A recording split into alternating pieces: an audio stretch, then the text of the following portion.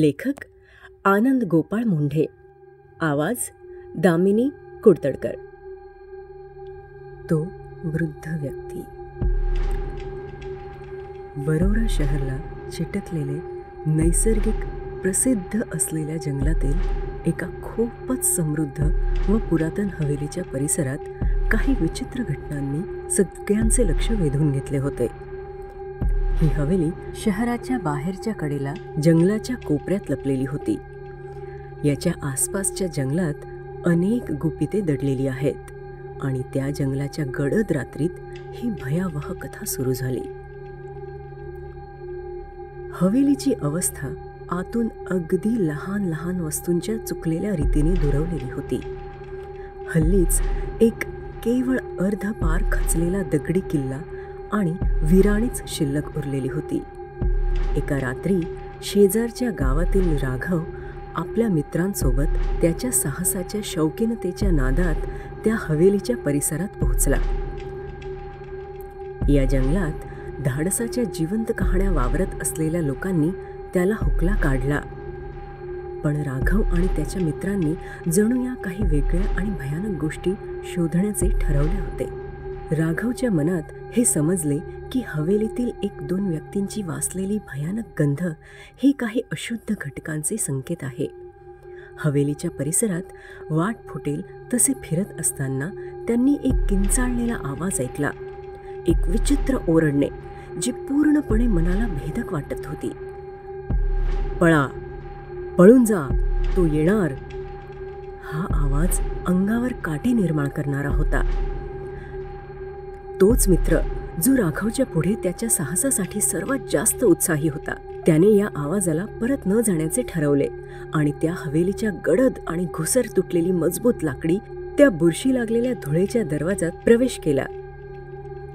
दारावर एका भयानक सपाटीसारखा काळा रंग लावलेला अनोळखी वृद्ध व्यक्ती होता. फाटके धोतर घालून कसला तो जादूटोणा करत होता. काहीतरी विचित्र बडबडत होता. त्याची नजर या पोरांवर गेली.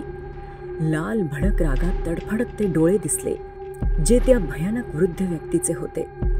जवळच विधी पूर्ण करत तो त्या पोरांकडे पळत सुटला.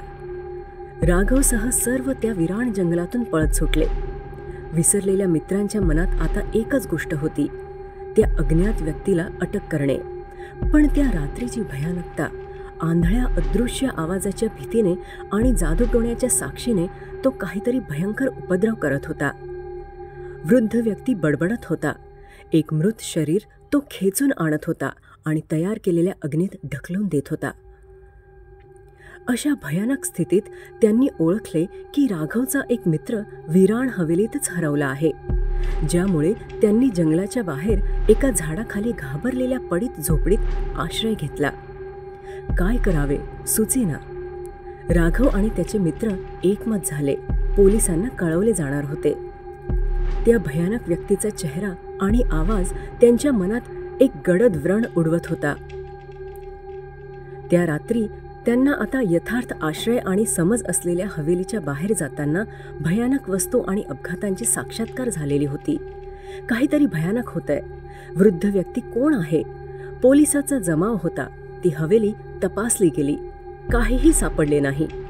यादगार बनवणाऱ्या त्या रात्रीतून राघवने थोडा गूढ जाणला की या हवेलीच्या आसपास काही अज्ञात आणि भयानक घटक आहेत. वरोरा शहरच्या या जंगलात अजूनही ते भयानक गोष्टी असतात. पण ती रात्र राघव आणि त्याच्या मित्रांनी कधीही विसरू न शकलेली घटना ठरली. आजही हवेलीच्या आसपासच्या जंगलात काही लहान मोठ्या घटनांच्या साक्षीदाराने त्या रात्रीतला विचित्र आवाज ऐकलेले किंवा काहींना त्या वृद्ध व्यक्तीचे स्मरण होत असते.